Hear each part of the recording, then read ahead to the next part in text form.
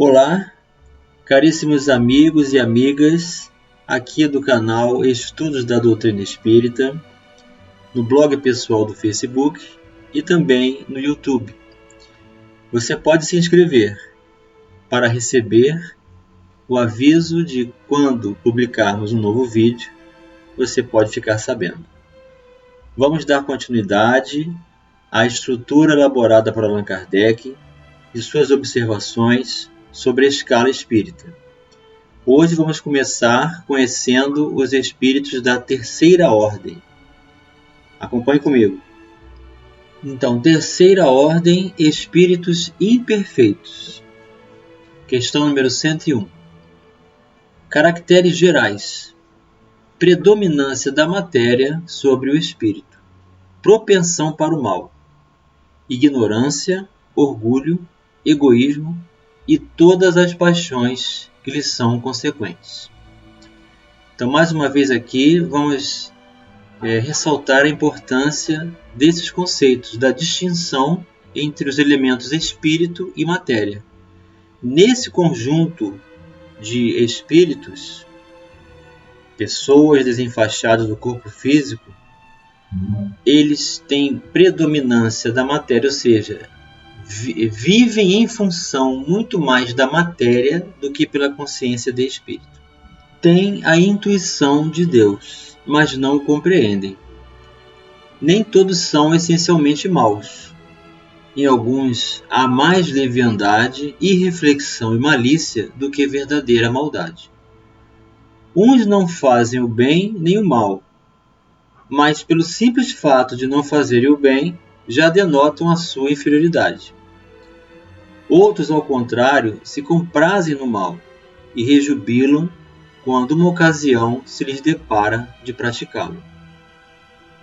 Então veja que estamos diante de um conjunto de características pessoais que vão desde o prazer de fazer o mal até a ignorância de deixar de fazê-lo e, portanto, não fazendo o bem, já estão fazendo o mal. E isso denota a condição de inferioridade do espírito. A inteligência pode achar-se neles, aliada à maldade ou à malícia. Seja, porém, qual for o grau que tenha alcançado de desenvolvimento intelectual, suas ideias são pouco elevadas e mais ou menos abjetos seus sentimentos. Então aqui temos características da falta do desenvolvimento do sentimento, em função dessa opção de viver em função da matéria. Restritos conhecimentos têm das coisas do mundo, espírito, e o pouco que sabem se confunde com as ideias e preconceitos da vida corporal. Não nos podem dar mais do que noções errôneas e incompletas. Entretanto, suas comunicações, mesmo imperfeitas, o observador atento encontra a confirmação das grandes verdades ensinadas pelos espíritos superiores. Então, os espíritos superiores já trouxeram a perspectiva dessa condição, que o mundo espírita ele possui habitantes muito semelhantes ao que nós encontramos na própria Terra. Uma variação desde o ignorante, do que se compraz com o mal, desenvolve o ódio, vive os vícios e a sensualidade, até aqueles mais desprendidos pela bondade, pela renúncia, pelo trabalho do bem, e que vão alcançando níveis superiores. Então, é um conjunto de diversas condições de caracteres da personalidade humana. Na linguagem que usam, se lhes revela o caráter. Todo espírito que em suas comunicações trai um mau pensamento pode ser classificado na terceira ordem. Aqui é uma questão que também vai ser abordada mais tarde com relação à identidade dos espíritos. E mesmo que o espírito sustente por muito tempo algumas verdades, basta ele dizer uma inverdade que ele já demonstra quem realmente ele é. Consequentemente, todo mau pensamento que nos é sugerido vem de um espírito desta ordem. Então aqui está, qual é a fonte dos pensamentos infelizes, inferiores, equivocados, dos quais estamos ainda sujeitos e recebemos por sugestões dessas entidades que ainda não se desprenderam da opção de viver em função da matéria.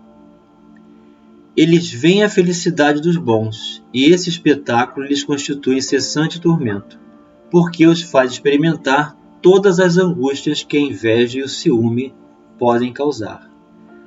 Aliás, essas condições são abrasivas da alma, são mais contundentes, são mais infelizes do que uma dor física.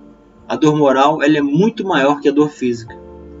Então esses espíritos sofrem muito por conta dessas condições.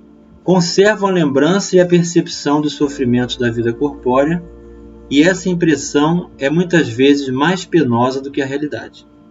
Era o que estávamos dizendo. Sofrem, pois, verdadeiramente pelos males de que padeceram em vida e pelos que ocasionam aos outros. E como sofrem por longo tempo, julgam que sofrerão para sempre. Deus, para puni-los, quer que assim julguem. Podem compor 5 classes principais. Então vemos aqui um conjunto de individualidades que apresentam um estado de imperfeição, gerando grave sofrimento. O que esses espíritos precisam? De amor, de acolhimento, de oração, de piedade, porque estão gravemente equivocados, e o trabalho que as casas espíritas realizam nas reuniões mediúnicas, acolhendo entidades nessas condições, toda a situação é sustentada por uma máscara, por uma superficialidade que buscam para satisfazerem suas necessidades, e se envolvem com projetos de intercessão na vida corpórea, buscando as obsessões, porque não se sustentam como espíritos no mundo espiritual. Tudo o que eles precisam é do Evangelho de Jesus, do amor do Cristo, do nosso acolhimento, das nossas orações. Olhai, vigiai e orai. Não foi à toa que Jesus nos ensinou esses valores, porque estamos diante de um conjunto de espíritos muito necessitados e que precisam dessa nossa postura de seriedade, de segurança pessoal, para nos ajudarmos e ajudarmos a eles. Eles acham que esses sofrimentos não têm fim porque perdem a noção do tempo. Encontram-se num local no mundo espiritual denominado umbral, e que não se pode mais divisar o dia da noite, porque a obscuridade impede a presença da luz do sol, e sem essa noção de alternância da luz do sol, sem a ideia de dias e noites, nós perdemos a noção do tempo.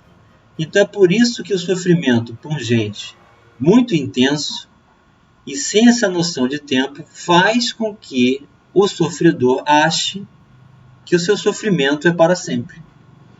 Mas é só porque ele perdeu a noção de tempo. Questão 102. 10ª classe. Então, dentro dessa terceira ordem, nós teremos a 10ª classe. E aí Allan Kardec fez uma distinção de níveis dessas condições desses espíritos, tratando-os por parte.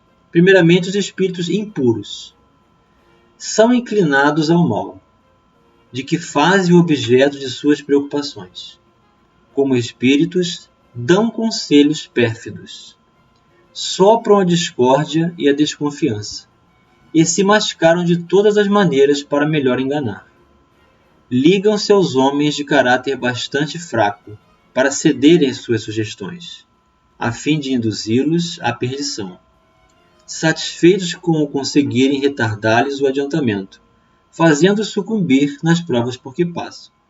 Então, pelo simples fato dos espíritos sofrerem ou terem tido uma grande decepção com as pessoas, com a vida, eles não suportam a felicidade dos outros e encontram as imperfeições dos encarnados a possibilidade de se mascararem e se passarem por outras pessoas para ganharem confiança e então conseguirem esses intentos equivocados. Nas manifestações, dão-se a conhecer pela linguagem a trivialidade e a grosseria das expressões. Nos espíritos, como nos homens, é sempre indício de inferioridade moral, senão também intelectual.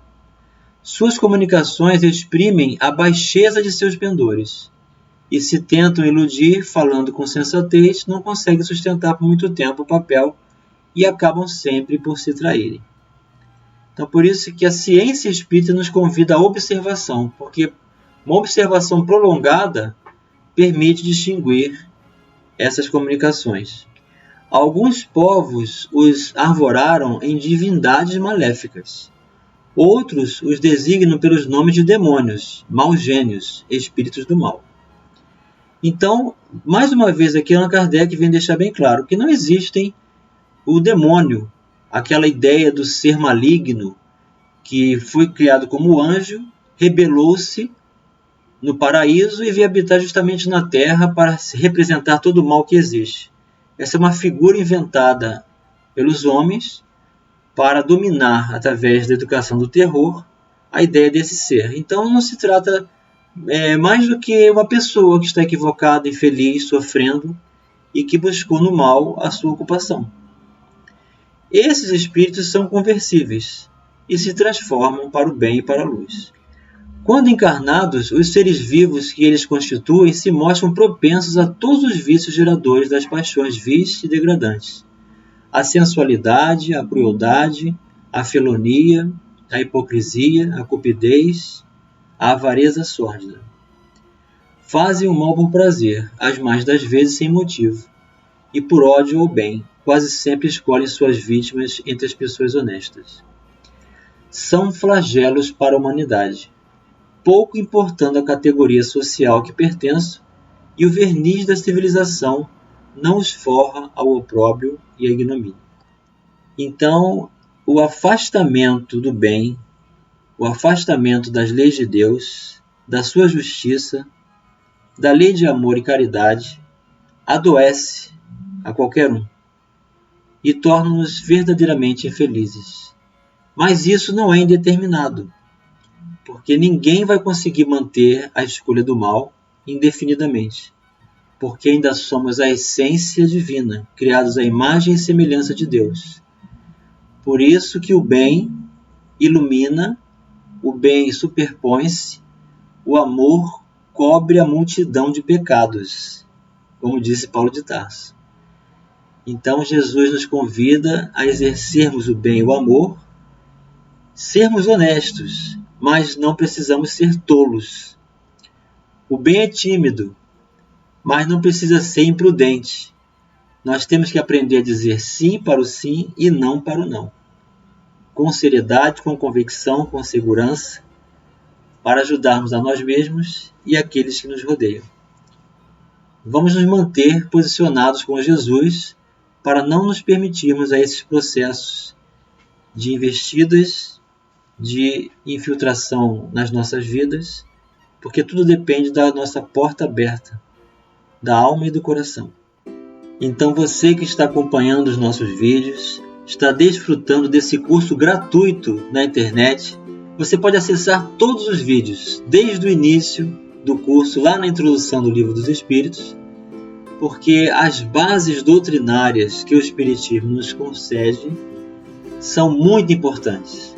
São os pilares do entendimento do Evangelho de Jesus, que nos facilita a distinção do bem e do mal, dos elementos espírito e matéria, das possibilidades de ferramenta para crescermos sempre nesse propósito de sentido de vida do bem com Jesus.